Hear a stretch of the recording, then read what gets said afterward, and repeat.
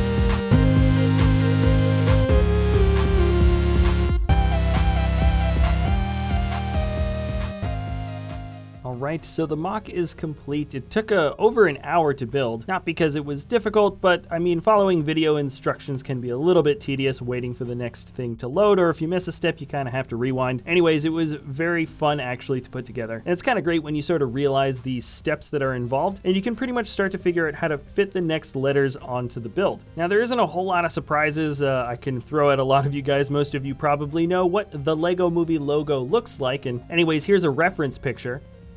Main thing you're gonna realize right off the bat is that the one that I built is much smaller, and I definitely prefer it that way. At the end of the day, the Lego logo is awesome for the Lego Movie, but the build itself is absolutely massive, and if you wanted to make this and put it in your house or in the studio here, it would take up a huge amount of room, and also carry a pretty hefty price tag if you wanted to get all those parts. Just for reference, here is the Lego logo again, and here is the one that I built. I sort of just cut it out and glommed it on there. If I counted the studs out correctly, this thing is at least a little bit less than half of the original logo size, and in my opinion, that is all you're gonna need. A lot of the fun details were still kept from the original Lego sign. There's a combination of grate pieces, jumpers, tiles, and then just regular studs. It's not really trying to emulate any exact placement of the details on the larger mock. This is just kind of a fun, creative, messing around with the different textures, and I think the designer did a very good job. Now, the biggest change up is probably how Movie is set up. It isn't a bunch of open studs on the bottom, but instead all these plate pieces have been turned to the side. Given the space requirements, I think this was a really good choice on the side of the builder. There's a couple of cheese wedge pieces added for a little bit of extra detailing here and there, and the way they attach to the build is pretty simple and very solid. These letters aren't going anywhere. A similar idea, sort of similar idea, was used for the letters for the, and here is kind of the only semblance of what they were originally trying to do. We've got a little bit of dark gray underneath the T and the H, and that is to to emulate sort of how the original sign works, but they couldn't have done it with the E just based on how the E is attached. And I suppose you could switch that to all white if you really want, but I think it looks fine the way it is. And by the way, this whole thing is really easy to handle. You can pick it up, you can move it around, you can almost bend the thing. It really isn't going to be moving in any particular direction. And if there's any weak point at all on this build, it's this little part right here in the back. Everything else though, solid as a rock.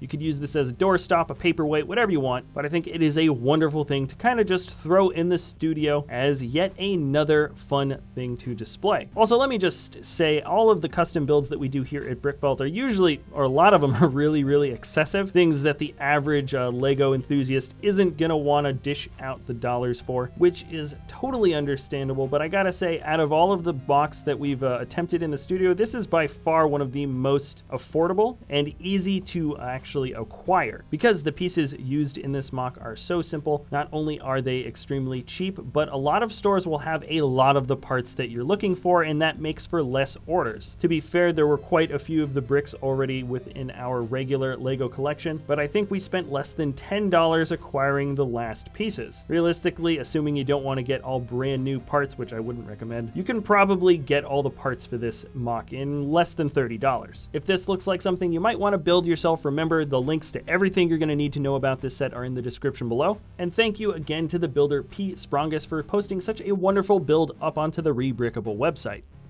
All right, that is it for this episode, everyone. Thanks a lot for watching. Remember, if you enjoy our content, you can always like or subscribe. And if you've got any ideas about another sort of Lego custom mock build you want to see in the future, let me know in the comment section below. We're always looking for new and fresh ideas. So anyways, thanks again for watching, and we'll see you next time at BrickVault.